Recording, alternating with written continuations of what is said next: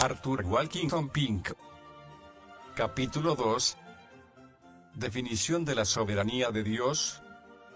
Tuyos son, oh Jehová, la grandeza, el poder, la gloria, el esplendor y la majestad, porque tuyas son todas las cosas que están en los cielos y la tierra. Tuyo es el reino, oh Jehová, y tú te enalteces como cabeza sobre todo. Primero de Crónicas 29:11. La soberanía de Dios es una expresión que en otros tiempos era generalmente entendida. Era una expresión usada comúnmente en la literatura religiosa. Era un tema frecuentemente expuesto en el púlpito. Era una verdad que consolaba a muchos corazones, y daba virilidad y estabilidad al carácter cristiano. Mas, actualmente, mencionar la soberanía de Dios es en muchos sectores hablar en lengua desconocida. Si anunciáramos desde el púlpito típico de hoy que el tema de nuestro mensaje iba a ser la soberanía de Dios, nuestro anuncio sonaría como algo totalmente ininteligible, como si hubiésemos sacado la frase de una de las lenguas muertas. Es lamentable que sea así. Es lamentable que la doctrina que es llave de la historia, intérprete de la providencia, trama y urdimbre de la escritura, y fundamento de la teología cristiana, sea tan poco entendida, y tan tristemente descuidada. La soberanía de Dios. ¿Qué queremos decir con esta expresión? Queremos decir la supremacía de Dios,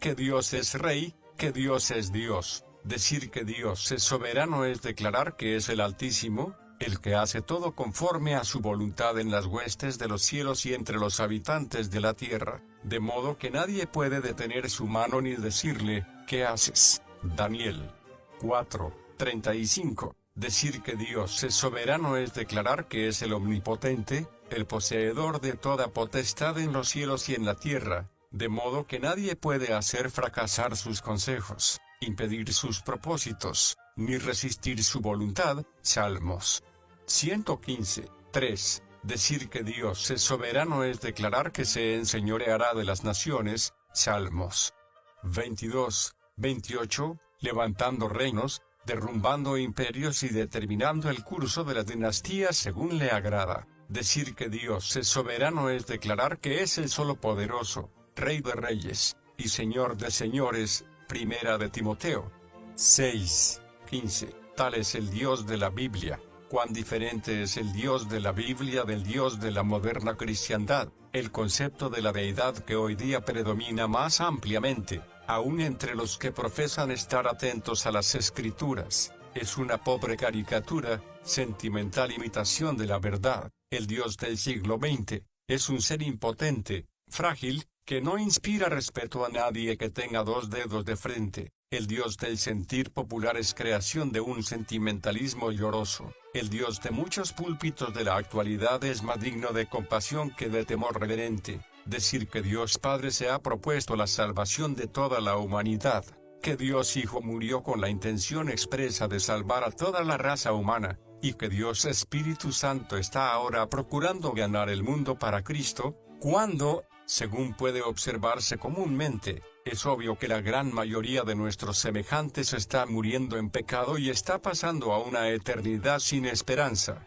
equivale a decir que Dios Padre ha sido decepcionado, que Dios Hijo ha quedado insatisfecho, y que Dios Espíritu Santo está derrotado. Quizá hayamos planteado el asunto crudamente, pero la conclusión es inevitable. Argumentar que Dios está haciendo todo lo que puede para salvar a la humanidad entera, pero que la mayoría de los hombres no le deja que lo haga, equivale a decir que la voluntad del Creador es impotente, y que la voluntad de la criatura es omnipotente. Echar la culpa al diablo, como muchos hacen, no resuelve la dificultad, pues si Satanás está frustrando el propósito de Dios, es que Satanás es todopoderoso y Dios ya no es el ser supremo. Declarar que el plan original del Creador ha sido frustrado por el pecado, es destronar a Dios. Sugerir que Dios fue tomado por sorpresa en el Edén y que ahora está tratando de remediar una calamidad imprevista, es degradar al Altísimo al nivel de un mortal finito y falible. Argumentar diciendo que el hombre es el que determina exclusivamente su propio destino, y que por tanto tiene poder para oponerse a su Hacedor, es despojar a Dios del atributo de la omnipotencia. Decir que la criatura ha rebasado los límites impuestos por su Creador, y que Dios es ahora prácticamente un impotente espectador del pecado y el sufrimiento acarreados por la caída de Adán, es rechazar la declaración expresa de la Sagrada Escritura. Ciertamente la ira del hombre te traerá reconocimiento, y te ceñirás con los sobrevivientes de las iras. Salmos 76, 10. Resumiendo, negar la soberanía de Dios es entrar en un sendero que, de seguirse hasta su conclusión lógica, lleva al ateísmo. La soberanía del Dios de la Escritura es absoluta, irresistible, infinita. Cuando decimos que Dios es soberano, afirmamos su derecho a gobernar el universo, que ha hecho para su propia gloria, según le agrade. Afirmamos que su derecho es el derecho del alfarero sobre el barro. Él puede moldear ese barro en la forma que quiera, haciendo de la misma masa un vaso para honra y otro para vergüenza. Afirmamos que Él no está sujeto a norma ni ley alguna fuera de su propia voluntad y naturaleza, que Dios es ley a sí mismo, y que no tiene obligación alguna de dar cuenta a nadie de sus asuntos. La soberanía caracteriza a todo el ser de Dios. Él es soberano en todos sus atributos, es soberano en el ejercicio de su poder, lo ejerce según quiere, cuando quiere y donde quiere. Este hecho está probado en cada página de la Escritura. Durante largo tiempo ese poder parece estar dormido, pero de repente surge con potencia irresistible. Faraón se atrevió a poner impedimentos a que Israel saliese a adorar a Jehová en el desierto. ¿Y qué ocurrió? Dios ejerció su poder. Su pueblo fue liberado, y sus crueles capataces muertos. Pero poco después los amalecitas se atrevieron a atacar a estos mismos israelitas en el desierto. ¿Y qué ocurrió entonces? ¿Interpuso Dios su poder en esta ocasión y extendió su mano como lo hizo en el Mar Rojo? ¿Fueron estos enemigos de su pueblo inmediatamente abatidos y destruidos? No, antes al contrario. Jehová juró que tendría guerra con Amalec de generación en generación. Éxodo 17, 16. Asimismo, cuando Israel entró en la tierra de Canaán, el poder de Dios fue manifestado nuevamente de forma memorable. La ciudad de Jericó impedía el avance de los suyos. ¿Qué sucedió? Israel no usó un solo arco ni dio un solo golpe. Jehová alzó su mano y los muros cayeron a plomo. Mas este milagro no se repitió jamás. Ninguna otra ciudad cayó de forma semejante. Todas las demás tuvieron que ser tomadas a espada. Declarar que el plan original del Creador ha sido frustrado por el pecado, es destronar a Dios. Sugerir que Dios fue tomado por sorpresa en el Edén y que ahora está tratando de remediar una calamidad imprevista, es degradar al Altísimo al nivel de un mortal finito y falible. Argumentar diciendo que el hombre es el que determina exclusivamente su propio destino, y que por tanto tiene poder para contrarrestar a su hacedor, es despojar a Dios del atributo de la omnipotencia.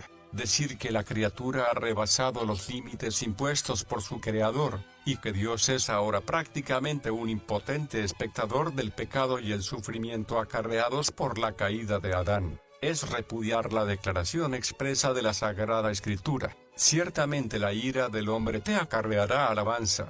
Tú reprimirás el resto de las iras. Salmo 76, 10. Resumiendo, negar la soberanía de Dios es entrar en un sendero que, de seguirse hasta su conclusión lógica, lleva al puro ateísmo. La soberanía del Dios de la Escritura es absoluta, irresistible, infinita. Cuando decimos que Dios es soberano, afirmamos su derecho a gobernar el universo, que ha hecho para su propia gloria, según le agrade. Afirmamos que su derecho es el derecho del alfarero sobre el barro. Él puede moldear ese barro en la forma que quiera, haciendo de la misma masa un vaso para honra y otro para vergüenza.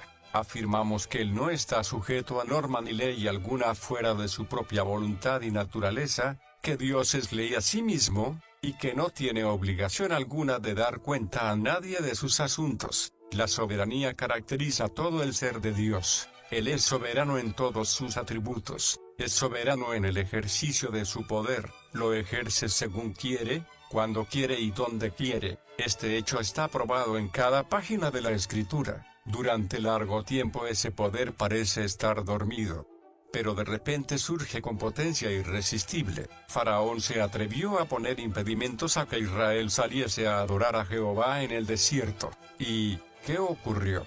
Dios ejerció su poder, su pueblo fue liberado, y sus crueles capataces muertos.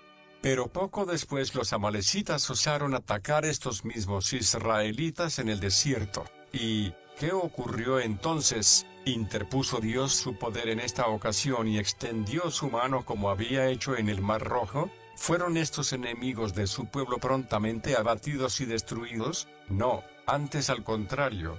Jehová juró que tendría guerra con Amalec de generación en generación. Éxodo 17:16. Asimismo, cuando Israel entró en tierra de Canaán, el poder de Dios fue desplegado nuevamente de manera memorable. La ciudad de Jericó impedía el avance de los suyos. ¿Qué sucedió? Israel no tenía un solo arco ni asestó un solo golpe.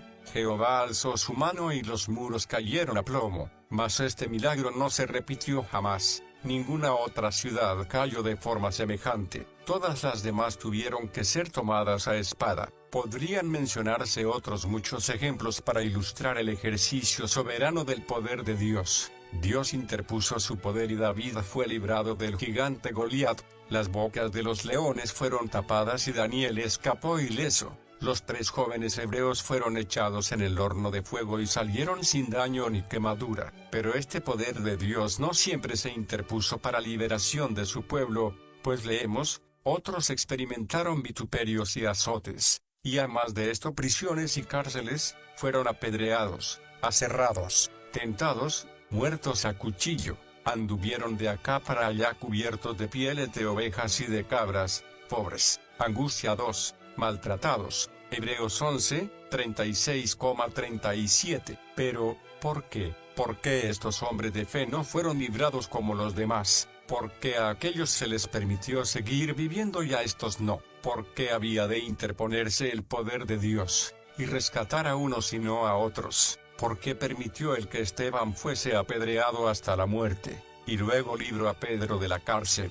Dios es soberano en la delegación de su poder a otros, porque dio a Matusalén una vitalidad que le permitió sobrevivir a todos sus contemporáneos. ¿Por qué concedió a Sansón tal fuerza que nadie jamás ha podido igualar? Porque está escrito, al contrario, acuérdate de Jehová tu Dios, Él es el que te da poder para hacer riquezas. Deuteronomio 8:18. Pero es evidente que Dios no derrama este poder por igual sobre todas las criaturas. ¿Por qué no? He aquí la única y suficiente respuesta a estas preguntas. Porque Dios es soberano y, siéndolo, hace según le agrada.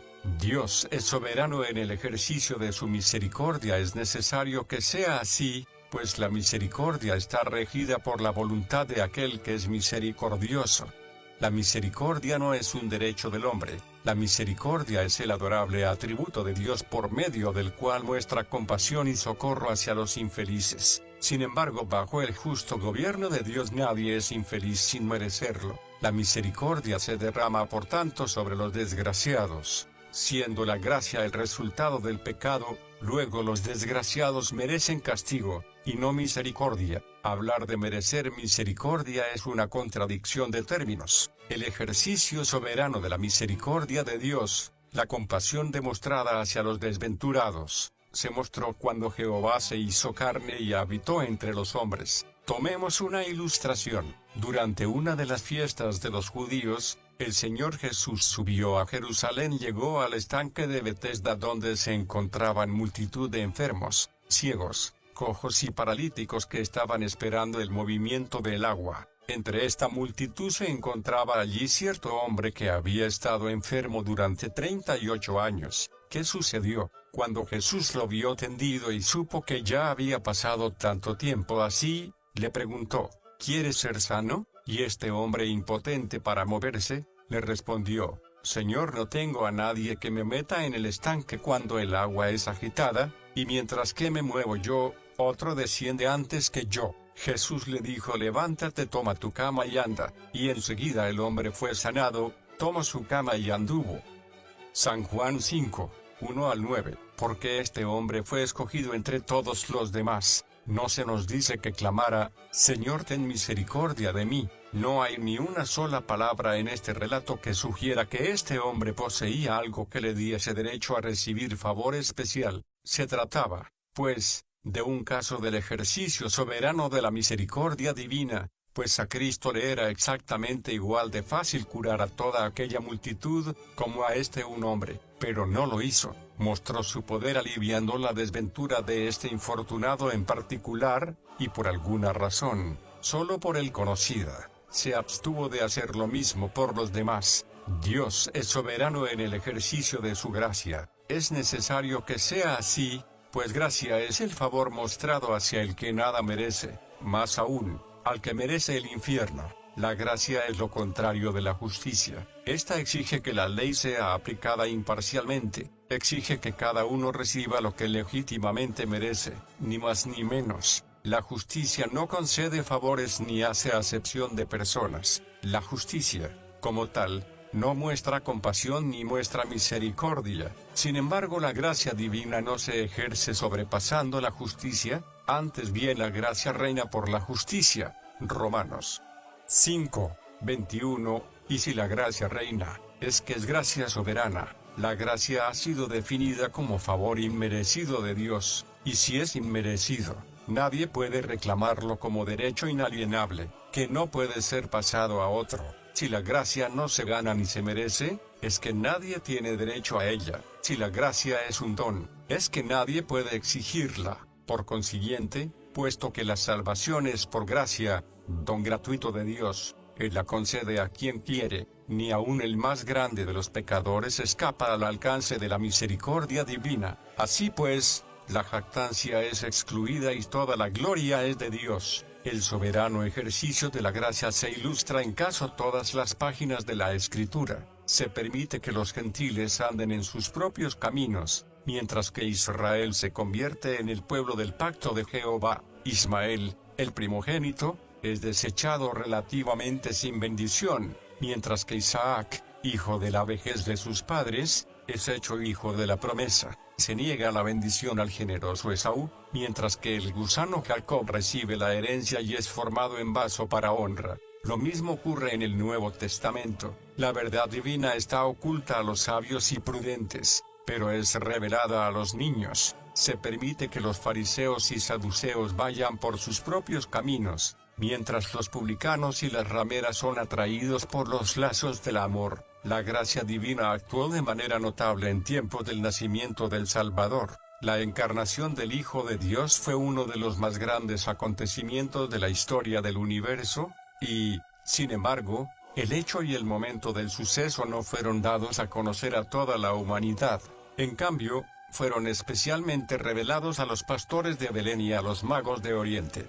Todos estos detalles tenían un sello profético que apuntaba al carácter de esta dispersación, pues aún hoy Cristo no es dado a conocer a todos. Habría sido cosa fácil para Dios enviar una legión de ángeles a toda nación a anunciar el nacimiento de su Hijo, pero no lo hizo. Dios pudo fácilmente haber atraído la atención de toda la humanidad hacia la estrella, pero tampoco lo hizo. ¿Por qué? Porque Dios es soberano y concede sus favores como le agrada. Obsérvense particularmente las dos clases de personas a quienes se dio a conocer el nacimiento del Salvador, las clases más inapropiadas, pastores y gentiles de un país lejano. Ningún ángel se presentó ante el Sanedrín a anunciar el advenimiento del Mesías de Israel. Ninguna estrella se apareció a los escribas y doctores de la ley cuando éstos, en su orgullo y propia justicia, escudriñaban las Escrituras, escudriñaron diligentemente para descubrir dónde había de nacer, y sin embargo no les fue dado a conocer que él ya había venido. ¡Qué demostración de la soberanía divina! Humildes pastores escogidos para un honor particular, mientras los eruditos y eminentes son pasados por alto. ¿Y por qué el nacimiento del Salvador fue revelado a estos magos extranjeros, y no a aquellos en medio de los cuales había nacido? Vean en esto una maravillosa prefiguración del proceder de Dios con nuestra raza a través de toda la dispersación cristiana. Soberano en el ejercicio de su gracia, otorgando sus favores a quien él quiere, frecuentemente, a los más inapropiados e indignos.